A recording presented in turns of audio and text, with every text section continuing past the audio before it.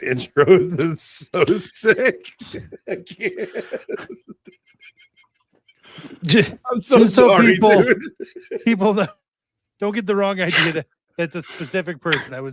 That's one of our viewers. That's Ocean. I am so sorry to involve you in our riffraff, Christian. I'm like, that was great. It's like young respected young man who's no, don't believe him. He knew that intro was bad, and he chose it anyways.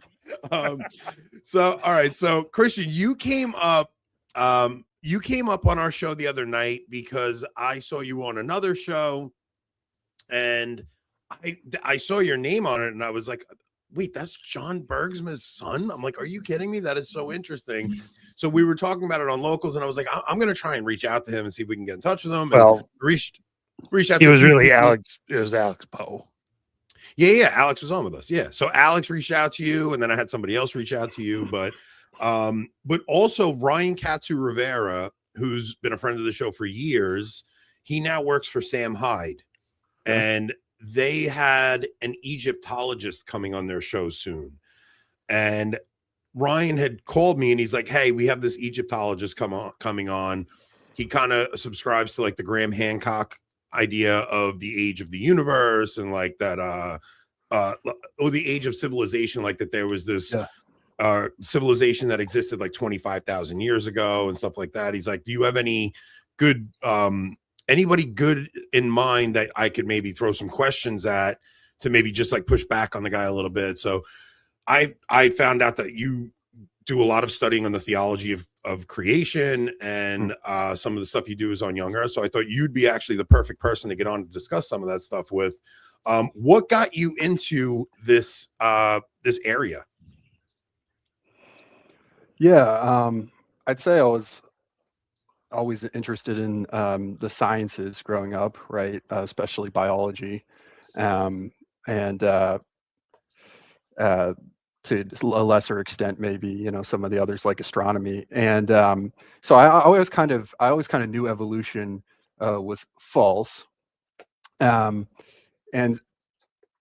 I had a kind of turning point, though, I guess I would say, maybe in my teen years or going into college, where I realized that there are actual theological consequences that come from not simply evolution, but from the reinterpretation of Genesis that sort of is birthed in the late 18th century and comes into fruition and peaks at the end of the 19th century, before Genesis is kind of thrown out the door altogether. So no, I've always been interested in that. Obviously, it's no secret. My family, we love the Bible. We're very interested in these kinds of things. So I was reading a lot growing up, and not just a lot of Catholic literature, a lot of other literature. Speaking of ancient civilizations, at a very young age, I read Hidden History of the Human Race, which is it's a book by a Hare Krishna scientist, and his whole kind of angle is he's trying to advocate for this idea that humanity is actually billions of years old. But his evidence that he shows, some of it's quite good. He's some of the examples he's gone through, like maybe gold chains found in supposedly Precambrian shale and stuff like that. But I think you can also go the other way around and say, well, maybe this indicts the theory that these layers are actually that old in the first place. Yeah. I've always been inquisitive about that. But where I really got active is people were always asking me questions. Everyone was coming to me like, Christian, what do you think about this? Christian, you said this one theologian said this thing this one time. Can you? And I said, you know what? I don't want to be in a million conversations about this all the time. So I'm just going to make a Telegram channel where I'm going to post all of my research, everything I have, just as a way of keeping notes. And I'm going to share that with my friends, just my friends, so that my friends aren't asking me questions. They can just go to the channel and copy paste the quote if they're ever in a conversation, because they're always like, hey, I'm in this debate. Can you help me out? But then after a while, they started adding more people and started snowballing. So I said, okay, I'll just make this my thing now. Okay. Rob, let's plug his Telegram for anybody that is actually interested in that. Yeah, I have it here. You have the Telegram. Let's make sure we plug that for him to get him as many people on there as possible. So Rob and I, it's kind of funny.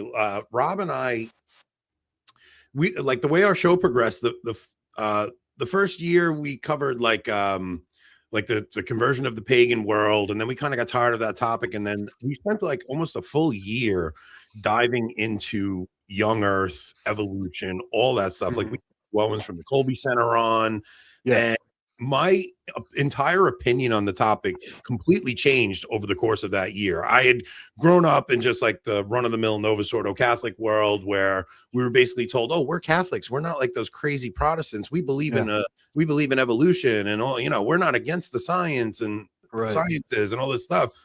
And the more we looked into it, the more our minds were blown. And I got to a point where I was like, the story of evolution itself and the idea that the earth is millions and billions of years old is just the atheist creation myth. Like that's all it is. It's the atheist creation myth, and it's meant to distract us from looking at the actual creation story that God gave us. So did you attend that conference in Steubenville with Gideon? Yeah, I was there. That's how I met Gideon, and I saw the episode you guys had him on, as I recall. Yeah, so I know him personally. We share notes sometimes. Yeah, that's like, it's because what are some of the big pitfalls you think people fall into by not taking this topic seriously? Like is there, but, and then I also want to get into like these ancient structures, like the Graham Hancock theory, because I'm not against the idea that all these ancient structures were from the antediluvian world, like a pre-flood world. Yeah. And then the flood comes, and then after that, civilization reappears, and they kind of repurpose these structures and stuff like that. Like, I'm not against that. I never knew if we have to like literally believe it's 6,000 years old, or can we stretch that a little bit to 10,000 years, 12,000 years? I just know it's not millions and millions of years. Okay, well, to address your first point of the pitfalls, okay. People talk about the 6 days. People talk about 6,000 years. They talk about the chronology.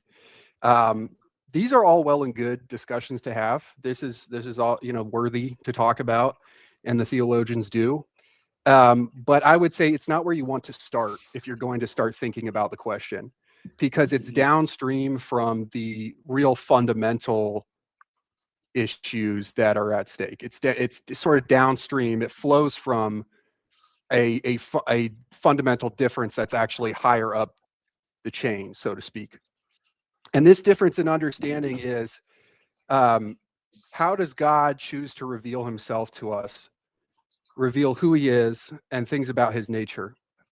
Because God, he acts completely freely. He doesn't act with any constraints, okay? So everything he does very, very intentionally, with extreme precision and reason behind everything he does.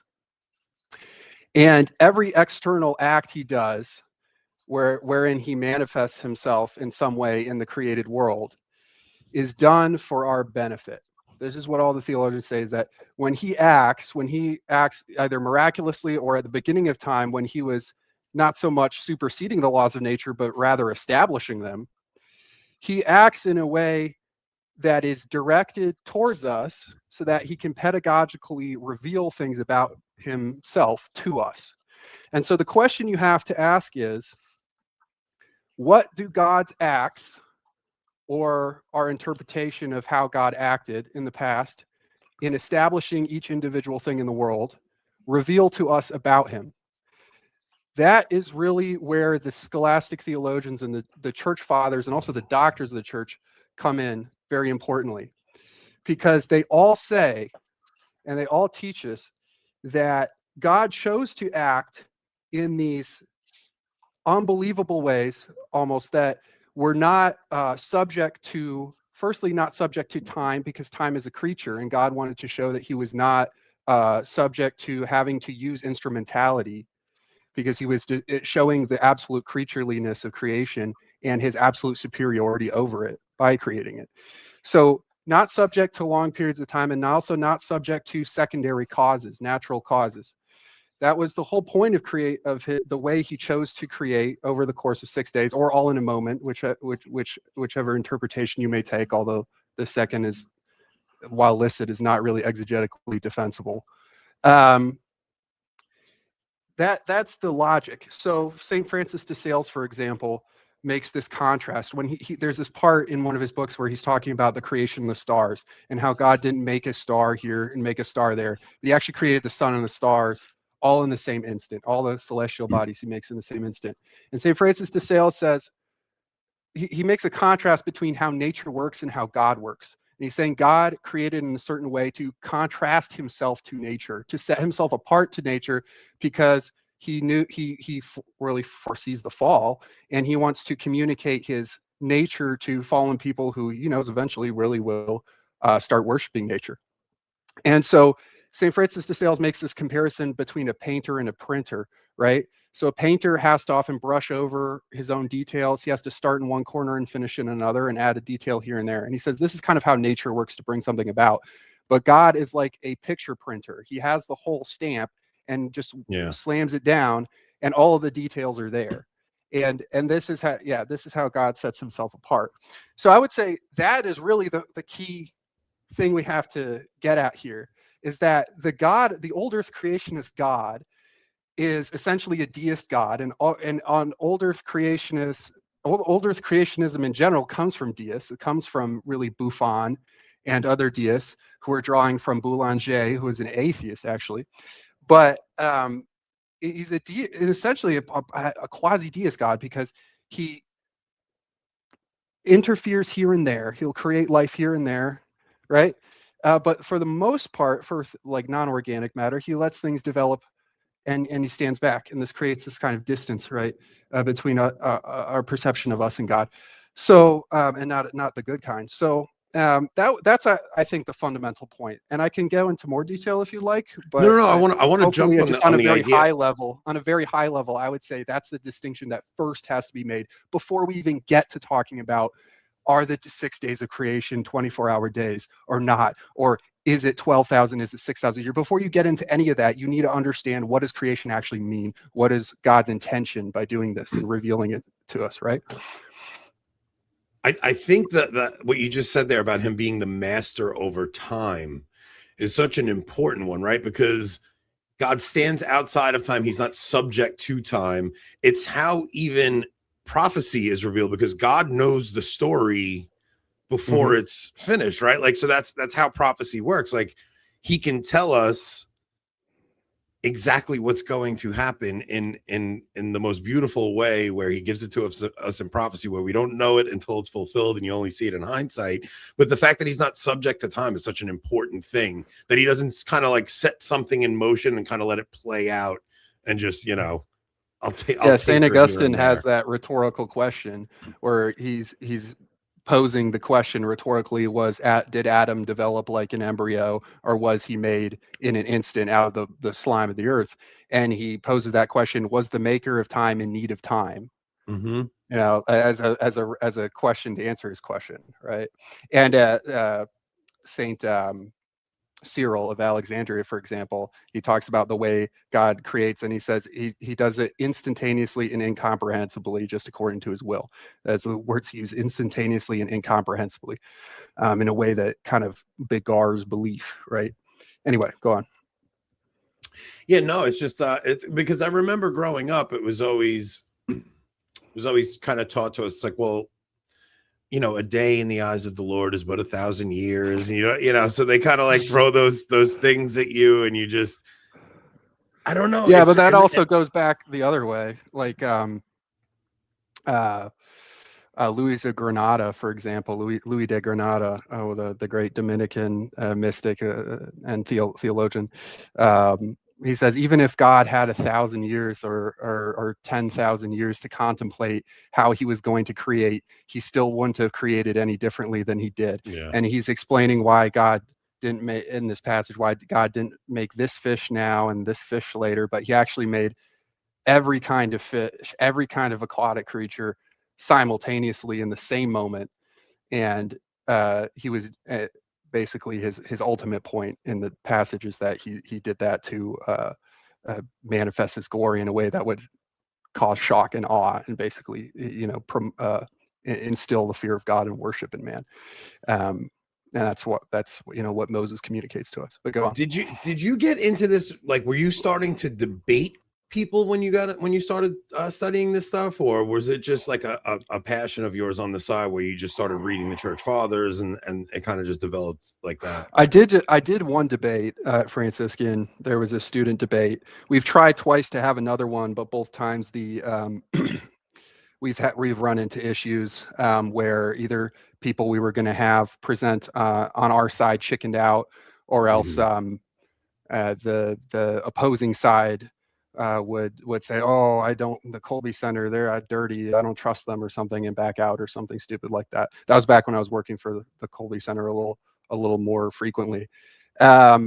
Yeah, I mean, I would get into certain debates with my friends, especially on like the cosmology aspect of it. But a lot of that was very scientific. I think it's really, when you really see the evidence with the fathers and the scholastic theologians, the theological weight is really stacked against you if you take an honest approach. And the best you can say is, well, the position hasn't been condemned, and it's been tolerated and stuff like that, but it's hard to make a positive theological argument for it rather than just like a negative one. And so people say, well, the science, we got to trust the science, whatever. So that's usually where it ends up if you try to debate people. So what do you make of, because we were told our whole lives that dinosaurs are millions of years old, right? And these were it's kind of interesting if you watch. I know you don't want to do evolution, but tonight. Well, no, this is good because dinosaurs are a great example, and they actually provide us a great argument against the old Earth. Because if dinosaurs are these millions of years old, ostensibly, how do we still have intact hemoglobin proteins that we're pulling out of them? And this is the thing, guys. One thing you have to realize, because this is people have been talking about this for a while, but I think it was just last year we got a development in this case, because for the longest time, people, we talk about, we find traces of blood cells, whatever, in T-Rex bones. And the argument was, oh, it's just heme. It's not blood. It's just heme. It's just a part of the hemoglobin protein that makes blood. And it's long since broken down. Well, come to find out, I believe it was either this year or late last year. Turns out there are in fact intact hemoglobin proteins in T-Rex bone fragments that we're pulling out. Guys, this is a protein that you can't even keep intact in controlled lab environments for more than for a very long time, okay, before it breaks down, because mild temperature fluctuations tend to break down organic molecules very quickly. All right, hemoglobin in a T-Rex, this thing cannot be more than a few thousand years old. I'm sorry, it's like this is a pretty knockout case. Okay, so dinosaurs is a great example if we want to talk about that. Well, I just find it interesting. Like one of the most interesting things that Hugh Owen brought up to us when he was on was that the way science works is they will see that a layer of let's say a layer of dirt forms on something over the course of 10 years at this rate. So then they just multiply that rate by 1,000,000 times, and that's how they get their number. And it's like you're acting as if the environment around that dirt never changed. Like there was not some major event that could have changed the environment that layer of whatever was. This was the weakness of the epistemological assumptions of the 19th century geologists or 18th century geologists like Hutton, Lyell, Cuvier, whoever you want to include in there. Because their arguments were based on sedimentology. They didn't have radiometric dating. And so Lyell would make some assumption on, like layers of sand or something like that, and you would project that back. The funny thing about those kinds of assumptions is that, firstly, the geologists don't really use that to date anymore, even though that that dating method was what was used to try to and really to great effect to kind of undermine everyone's faith in the biblical chronology. That was what everyone abandoned the biblical chronology for, is this now outdated and passé method of saying we have this layer and then we have this layer, and we're going to project so many hundreds of thousands, millions of years between these two layers. That's no longer really how the time scale is set. It's really radiometric dating. In 1932, they sort of, or sometime in the 30s, they sort of realized that, oh, like this stuff isn't really rigorous, and everyone kind of switched over to radiometric dating. But radiometric dating is really the only standard used today, objectively. But what's funny too is after the fact, we have guys like Guy Berthaud, who, you know, in his like warehouse size laboratory with these fluid sluices, has proved that in these flows where you have different kinds of sediments all together, multiple layers are actually being deposited at once. So you can't point at one layer and say there's this gap of so many years between the layer. And so all the assumptions of the 19th century and 18th century geologists are all in the trash now. And yet that was what was used to make everybody abandon this stuff. And now they use radiometric dating, and we will get into that. But yeah, that's kind of funny if you think about it.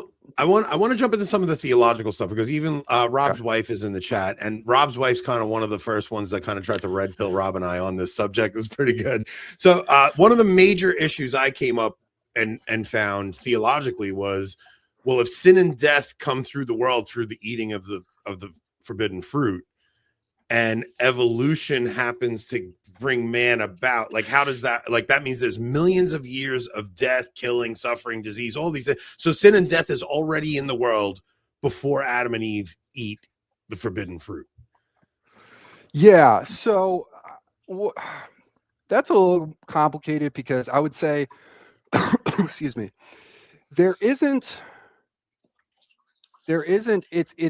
it's kind of divided. The fathers are kind of divided. The theologians kind of divided whether there's some form of animal death before the fall. Okay. But what's really the kicker is the suffering, because there's I'm drawing a blank here, a great medieval poet who wrote about this. But he talks about how before the fall, it's possible that certain animals would pass away from age, from natural causes, right? Not necessarily from predation, but they would do so without pain. But they would do so perhaps for pedagogical reasons, so man would really know what death was, right? When God said, "If you eat of this, you'll die," you know, he actually has that natural knowledge of like, oh, that's what he means. I'm gonna like, but the theologians say they would just go back to the dirt. They wouldn't like molder and rot in the same way. They would just go back into the ground. So the real thing is like cancer. There's like horrible suffering. Some of these really sick acts of predation that we see in nature, like these kinds of things existing for millions of years before the fall, when the theologians all talk about these things as being more or less, and to greater or lesser degrees, results of nature's bondage to sin. And that's the thing, is that the modern theologians have given up the idea that nature was affected by the fall. They just think, humans were. But since all creation was made for man and put under his dominion. Yes, exactly. And all of it. And this is this is something we argued about at that conference that Gideon was at, you mentioned, because one of these guys was trying to say that, well, the fathers actually say that the animals weren't subject to this, which is completely not true. And I would I started proof texting all these fathers against them, like St. John Chrysostom, for example. Their explicit interpretation of St. Paul is that nature has become subject to suffering, to a greater degree of suffering that ever existed before the fall, because of us, because all of nature was under our dominion. And if you don't mind me going on a little further, this dovetails into one of the other greater theological issues with the old earth, because the theologians, all the saints, the Bible, all of it tell us that all of nature was set under man's dominion, that man was the pinnacle of creation, that he was what everything was made for. So all creatures were made for his service, even the stars, okay? I think it's Deuteronomy 4. It's either Leviticus or Deuteronomy. My dad's going to kill me. But Leviticus or Deuteronomy 4. Maybe it's Leviticus 4. I think it's Leviticus 4, actually. No, it wouldn't be Deuteronomy. So Leviticus 4 says that all of this, do not, gaze up at the stars and think to worship them, because they were made for the service of the nations. So even though the stars were made either for our wonderment or for being able to navigate and tell time and stuff like that. So all of these creatures were made for our sake. Yet in the old Earth model, most of the creatures who've ever lived on this planet, on this globe, I should say, Hugh Owen's going to kill me if I call it a planet. Most of the creatures who've ever lived on this globe have lived their entire existence and gone extinct and disappeared completely long Without before man any ever came on the scene. us. They had no relationship to us, let alone dominion. We never had dominion over those creatures. We never knew about them until very recently, and they never had any relationship to us. So the only conclusion is that they were made for their own sake. So it's another one of these problems that you guys have had O'Connor on to talk about aliens and stuff, where it's this idea that, the Bible really just concerns man and his sphere, but there's other creatures made for their own sake and stuff like that, multiple incarnations or whatever. But it comes down to the same problem with the old Earth, that most of the creatures who were ever made on this Earth were made basically for their own sake, because they never had any relationship to man at all. They never were made for a service. And that's a really big bad problem, because then it's like, are we that special? Are we really the pinnacle? The cream of creation? Maybe God does love us in some way and he cares for us, but there's this distance, there's this veil that gets put between us and God all of a sudden. It's to make us insignificant, right? Like all of that. That's why I see all of these topics: evolution, aliens, old Earth. All of these topics are very tightly connected, because all of them are made to make us feel insignificant and to make it seem like we're just, an accident. Part of this, or just part of this, grand cosmic scheme, but we're not actually the summit of it. Yeah. I find it really frustrating that a lot of the mainstream Catholic voices out there are so they go so easy on the alien question and evolution, like not just like they'll say, well, none of this is defeat A, you're allowed to hold these opinions, but they don't just say like, oh, you're allowed. It's more like the acceptable thing is to believe in evolution and old Earth, but we'll allow you to believe the young Earth. We'll allow it. We won't call you a heretic for it, but you are still an idiot if you kind of believe that. Like that's the impression they give, and it's pretty frustrating. Do you think it's? I do think the younger generation is turning on that, though. Like I think the younger converts and all the younger people coming into the faith, they're definitely changing their position on a lot of this stuff.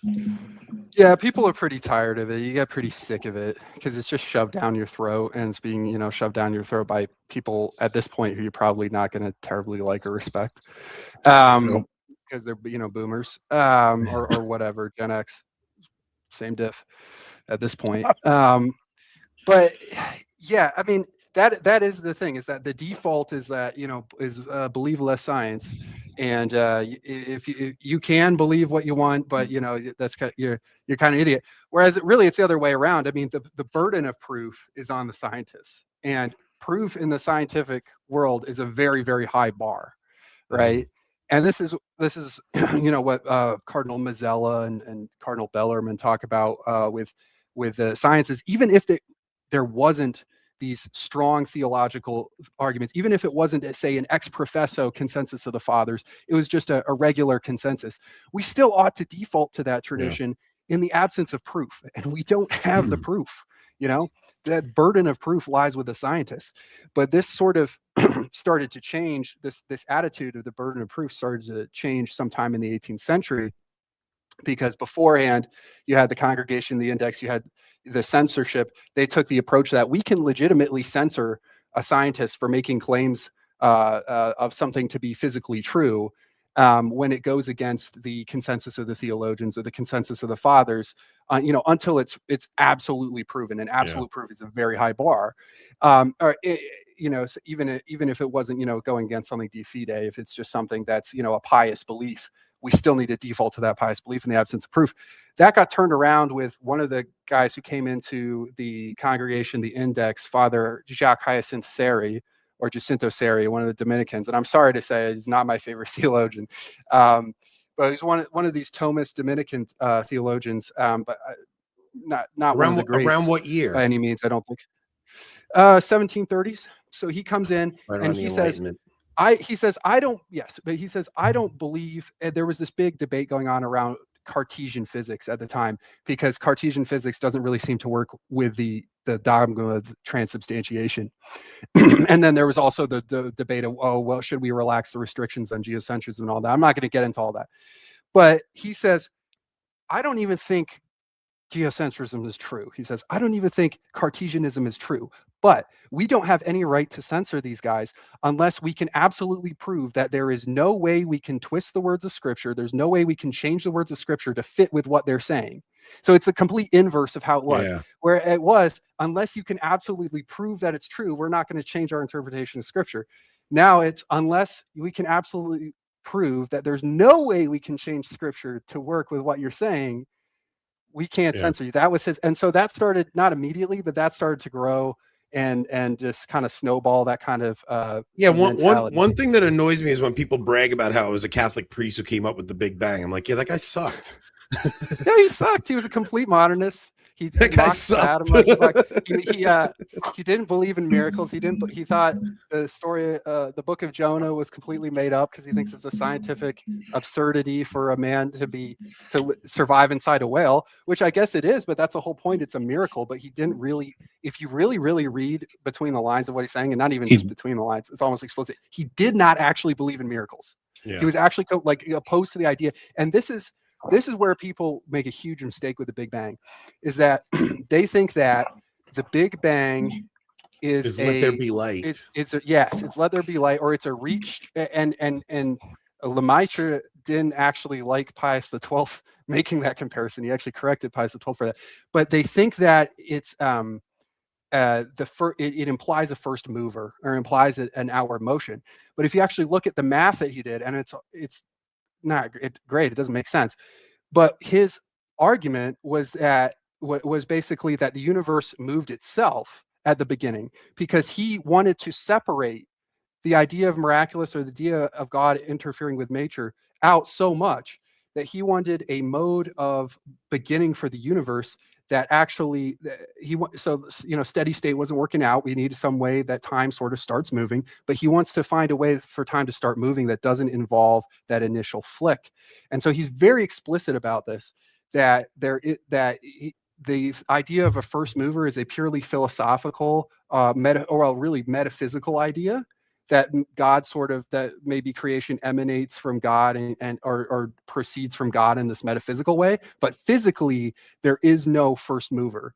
And that's like damn near denying dogma. It probably is. Yeah. So no, he was a heretic. He sucked. Yeah, all these guys. Oh man, whenever people say that, I'm just like, stop pointing that out. Yeah, it's like the lowest. All these like low IQ like Catholic slop. Like, oh look, Catholics did cool things in the history. Oh, it really is. Yeah, it really is that. It really is that. Look, it's like pointing out some big bad. You guys know Kevin James is Catholic too? It's literally what it is. It's like somebody posting that, some famous Catholic was wearing their rosary. It's like, cool, great, awesome. Yeah. Okay, we get it. That guy Sachin Jose. Yes, that's the worst. Oh man, it is the worst Catholic slop there is, man. It's so funny. Yeah. Why did you block this guy on Twitter, Ant? We have that. We're doing that on Locals, because there's so much I want to get to on Locals that I want to wait till we're over there, because I definitely want to. I know you lost a brother recently. Like I'd rather talk that kind of stuff on the other side. So there's a lot of questions I have for you, but we'll do it behind the paywall, so that it's, if there's anything you don't want us to put out, we'll delete it or anything like that.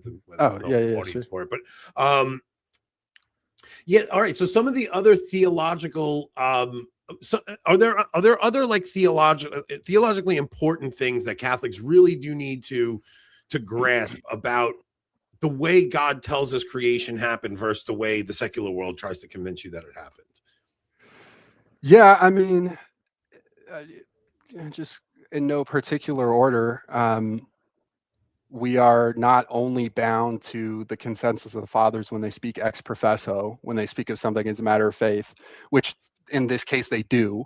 Okay, they do actually speak about it as a matter of revealed faith, divine faith, and not just a physical proposition. Excuse me. But also, to one overlooked thing, I think, is the scholastic theologians. These are theologians from roughly medieval times to about the end of the 17th century, beginning of the 18th century. And if you actually look at the theological manuals, the theology about the scholastics, they actually also have a slightly less, but basically a somewhat binding consensus. Okay, where if they're in consensus on something, then it provides us with theological certainty. Now, maybe not. Maybe it's not as binding to the same degree. I'm not. I Yeah. don't know. You'd ask It's not a Ripperger. dogma. It's not, Ripperger. We'll say it's a certainty of the faith, which is proximate to dogma. That's what we would say. So Ripperger has a book about this, so you can read. He's done the work. Cardinal Mazzella talks about this. So when we look at those scholastics, they even go further in depth even than the fathers, building on the fathers, of course. So that's something to take into consideration, is that when you read these guys who, in these theologians in the 19th century, who start throwing this stuff out, throwing the common understanding of Genesis out, and introducing all these new theories, and their theories of interpretation vary person by person. They have no really, they have very little common ground, because as Father Barrowell says, what you get is a different interpretation of the Bible for every different theory, right? Yeah. So it just made a mess of theology of Genesis. But when you read them, they don't consult the fathers. They don't do a careful. They'll maybe talk about Augustine. They'll mine a quote here and there from Augustine, take it out of context.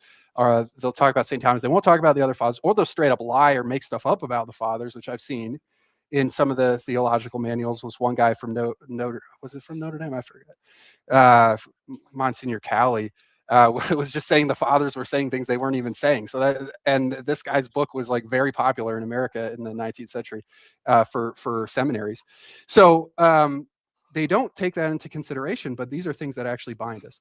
So anyway, that's a very long way of saying, one of the considerations we have to take into account is the fathers but also the scholastics. So that's another theological problem, because you just have to say the scholastics were wrong and unanimously wrong. That's that should bother anybody, right? It's like, and not just that, like, you see how much the world has been disrupted since people started taking that position that the scholastics were wrong, right? You see the depravity that the sciences have gotten into. You see, like, once you remove the theological underpinnings of science, and once you stop following this very specific structure that the church had put in place for the way we understand the sciences, it devolves into us creating chimeras and trying to genetically modify things. I mean, look how worried was it Pius or Leo? Leo was with Trinity Patris. Remember that encyclical? Yeah, where he foresaw so much of of the last 150 years intellectually. I agree. I mean, he I think he went too easy on the theologians of his time as well. I think he definitely went too easy. Obviously, his magisterium is impeccable.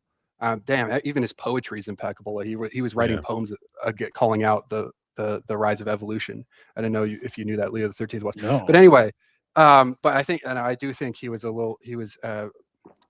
overly permissive with certain that's one of the issues. So we've been doing like a series on papal encyclicals, and it's like you read the encyclicals and they're phenomenal, and you're just like, oh my goodness, this is so great. But then you find out behind the scenes they're kind of just way too permissive, because they're trying to figure out a way to there was a lot of they're allowing things on the prudential level. There were things left to be desired, for sure. And that's one thing I wanted to. That's what I'm doing with this with Integrity Magazine right now, because right now I haven't been putting a lot of like creationist content up there yet, because I don't think people are always quite ready for it. Because what they need to understand first is that you can't just trust something because it was written before the council and got an imprimatur before the council. Okay. That you can't, this is what I'm trying to wake people up to. And so I'm looking at general things in biblical scholarship. I'm not getting to creation quite yet, but I want to wake people up to the fact that this is very deeply rooted. It goes to the French Revolution and a little before. So it was building up 200 years before the council. So all this stuff, people feel like, oh, it's an imprimatur in 1958. That means, it's like, no, this is actually kind of the stuff I want to talk to you about on the other side. I want to get into some of that stuff. I didn't know if you wanted to talk about it over here, but but before we do go over there though, I do want to talk because all right, so the Graham Hancock series that came out,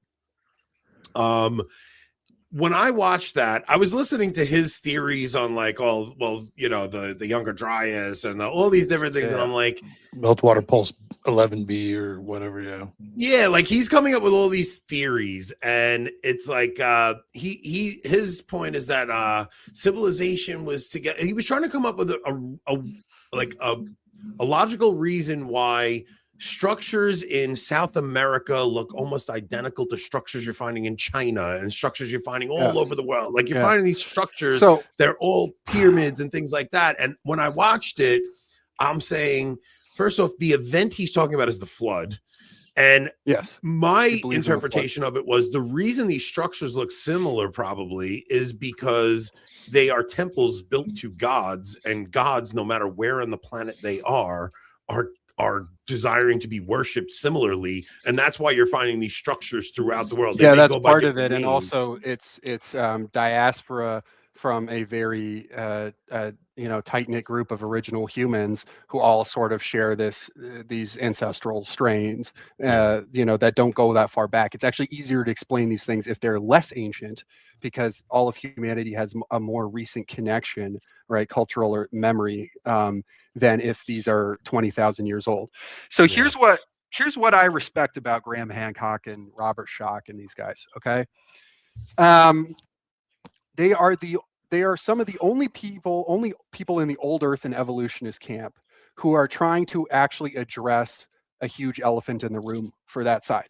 Okay, because there's a really big problem that you run into with old Earth.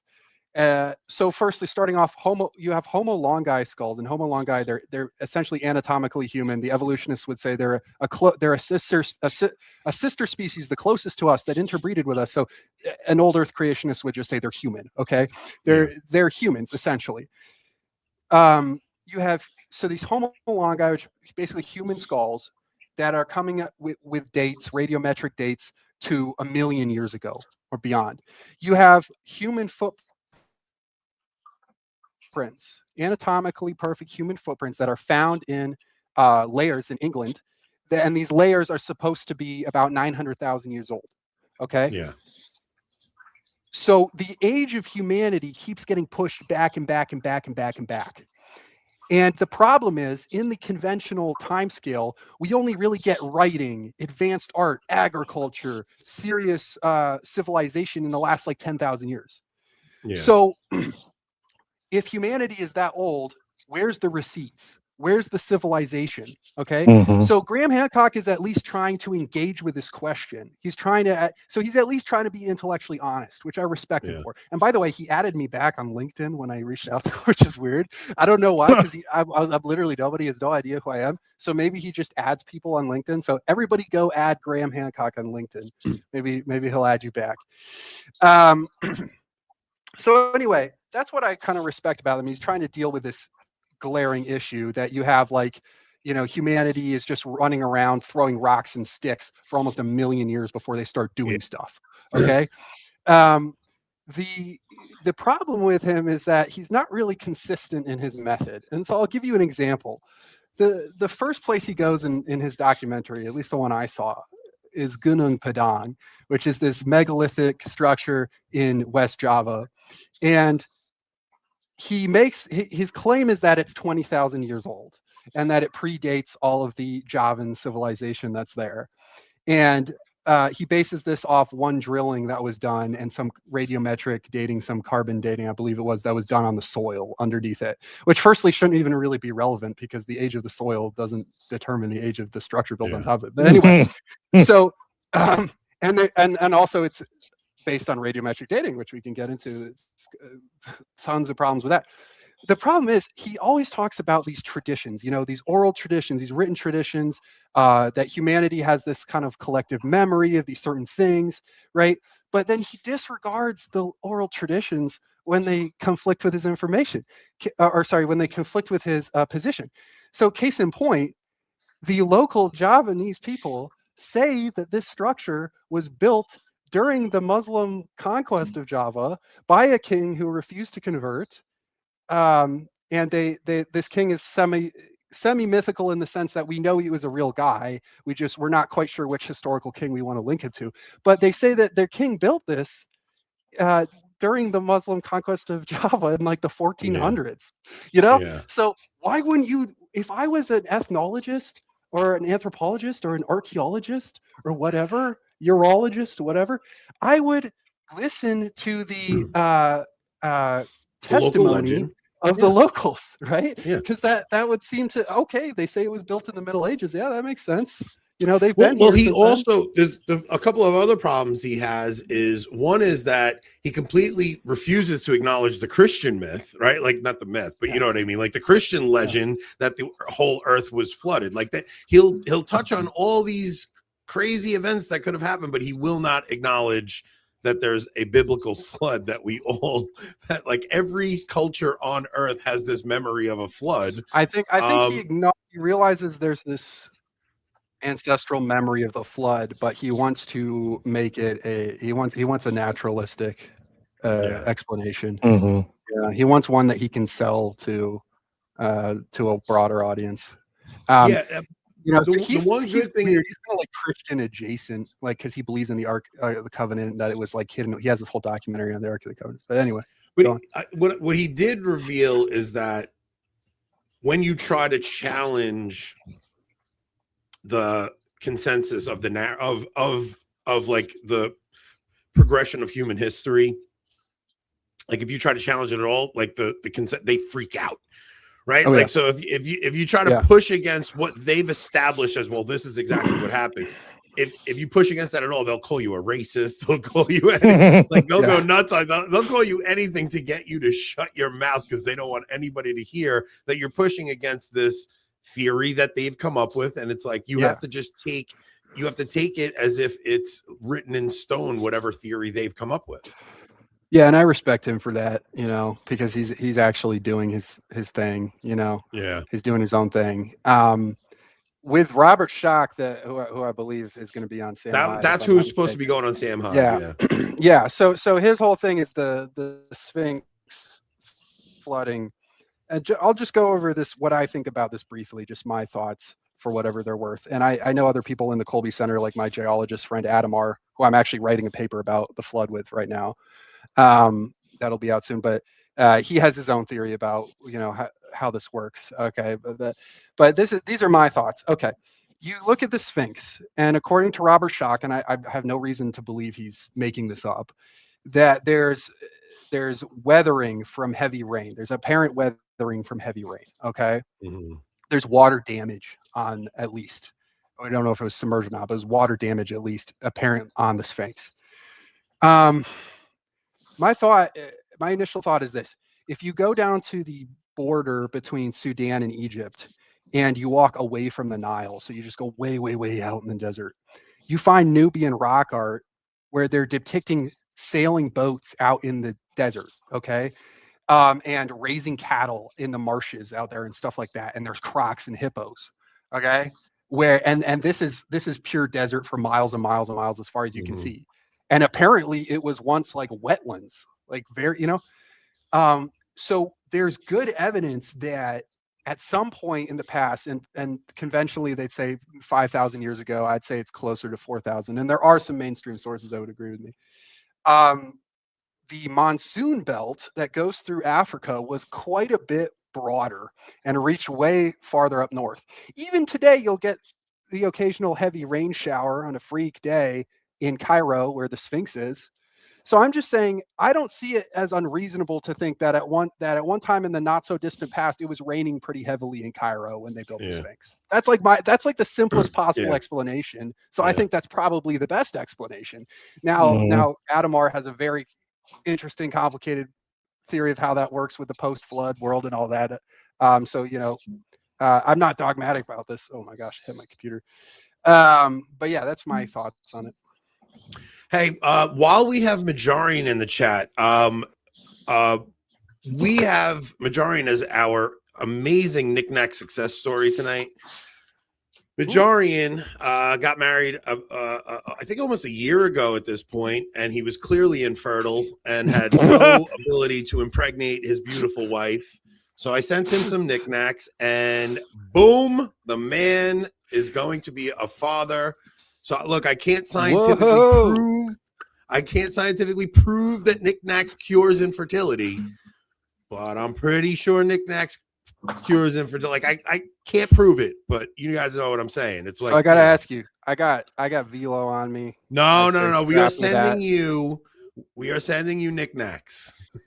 Okay, because that's what I've been using. I don't do anything that's less than maybe 9 milligrams. I do 12 and under probably. 12 to 9. We're gonna hook you up. We're gonna get you some. We're gonna get you some knickknacks. But so go to knickknack.com. Use code AB25% for 25% off your first purchase. Use code AB10 for 10% off every subsequent purchase. If you guys are struggling with infertility, I'm just kidding. Use knickknacks. Also, Black Monk rosaries. If the knickknacks don't work, you always can ask Our Lady's intervention. She will cure infertility. She is definitely going to help you get pregnant. So pray to Our Lady. Use your Black Monk rosary. Go to Black Monk rosaries. Use code Avoiding Babylon at checkout for 10% off. We love our sponsors. We are going to bring Christian to the other side because I have so many questions I want to ask. Do we want to answer any of the questions we have so far, though? Are they super chats? There are some, yeah. If they're super chats, yes. If they're not super chats, then no. These cheap people need to pay for locals and send money when they have questions. I am tired of the freebies. So if it's a super chat, bring it up. How would a geocentric Earth change the way we view God's creation of the universe? I would say that the initial issue with geocentrism wasn't actually the anthropocentrism of the universe, although that's related. That's something people get wrong a lot, is that people thought that man wouldn't be the center of the universe if geocentrism was dethroned. Now, they did think that, but that wasn't the real controversy. Controversy is the authority of scripture and the authority of the exegetes and how that relates to science.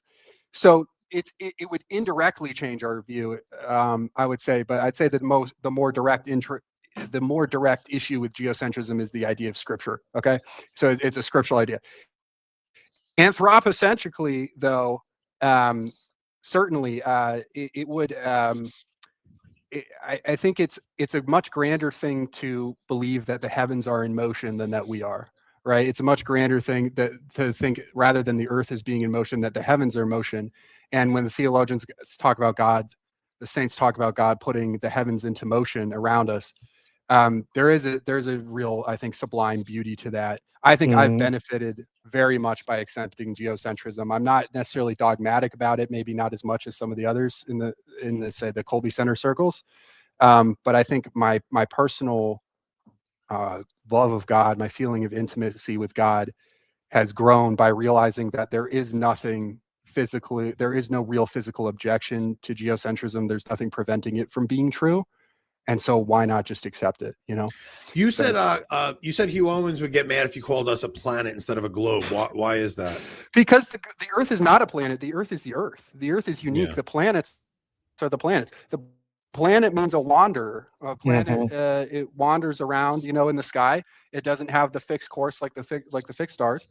But the Earth is not one of those. And Teilhard de Chardin was absolutely right when he said that at the Galileo trial, it was actually the evolutionary ideology that was at stake. And here's why: because it's the idea of categories. What is the Earth? The Earth is a planet. What is man? Man is an animal, right? What is it keeps devolving to where this one thing that's unique. What is the sun? The the sun is a star. No, the sun is not a star. The sun is the sun. Okay. So these things that are unique and special because of their relationship to humanity, and they're actually designed specifically, our planet are not our globe and the sun were designed specifically for us, and they're not the same as any of the other bodies out there. Exactly. But to say the sun is a star, the earth is a planet, man is an animal. We take these special things that God made as pinnacles of the creation, and we reduce them to the same level of everything else. We just put them in these categories where they don't really stand out uniquely. So yeah, that's why Hugh Owen's totally right. You should not call the earth a planet. It's not a planet. It's the earth. Dude, this is I love how passionate you are about this. Is amazing. Do we have any other super chats, Rob? Yes, one. If evidence is so good for young earth, why do most in mainstream science not back the theory? I find this topic fascinating. Secular science bias has corrupted the mainstream. Okay, so I mean, if the evidence is so good for young earth, you can't physically prove young earth. There's no physical, and you can't physically prove old earth. That's the thing, is that science doesn't prove things. So when we talk about things like, if the evidence is so good for that, the evidence is so good for that, a lot of this is very interpretative and based on your worldview. So that's why you got to really start with the theology. And obviously the scientists are never, the vast majority of the scientists, vast majority of people live in a secular world. They're not going to accept a religious principle.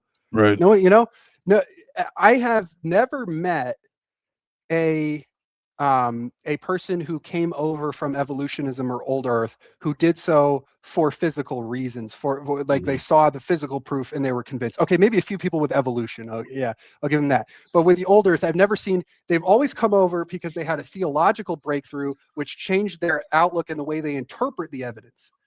Now, I'm not saying that, that one argument is as good as the other. Obviously, I think that, we have much stronger refutations of the old earth, and the old earth has the ability to poke holes in our theory, for sure. But yeah, I would say it's not really about the evidence, because you can convince somebody intellectually of something, but if the will isn't there, if they don't will to accept it, they're never going to accept it. You can actually, you could show them all the evidence, and they're still not going to believe. It's for some, not like all the proofs in the world won't convince them. For those, no proof is needed. Like for some, no proof is needed, right? You just that's the old adage. It's never going to be the commonly accepted theory, because it is predicated on things that 99.9% of people will just simply never countenance. I mean, look how much evidence there is for the resurrection and how many people just disregard it. It's as simple as that. It's the resurrection. So I can show you the hemoglobin proteins. I can show you the axis of evil, if we're talking about geocentrism, with the alignment of the radiation across the plane between the Earth and the Sun, or something like that. And I can show you these shocking things that should be impossible, and the 99% of people will still throw it out. Yeah, 100%. So, all right, we're going to go over the other side. I have some questions I want to ask you, and I don't want to put you on the spot on YouTube, so I don't want anybody cutting it up and putting it out there. So, if you guys are not Locals members, this is where we go when we ask the fun questions, where we go have a better conversation. We don't give it for free. You cheapos wouldn't even super chat us tonight. For those of you who did super chat us, we appreciate you and love you. For those of you too cheap to buy Locals, see you later. Take us out, Rob. I wasn't ready. Oh my god! I know. Blow it like you're supposed to hit your post, Rob. That's like I lead up. I was busy. I was busy putting the Locals link in. Oh wait, no. Let's plug Christian's Telegram before we go. Yeah. Okay, that's already in there. That's in there. Okay, so if people are on Telegram, they want to just look it up. If they're, is there a quick way to look it up? Yeah, just search Catholicism and creation, and the and is an and symbol. Catholicism and creation. The link is like the t.me / or whatever, and then it's creation quotations. But the name of the channel is Catholicism and Creation. Yeah. Okay. All right. Yeah. Let's make sure everybody go and check out his Telegram channel. He's got some cool stuff on there. I subscribed to it yesterday. And are you going to hit your post this time, Rob?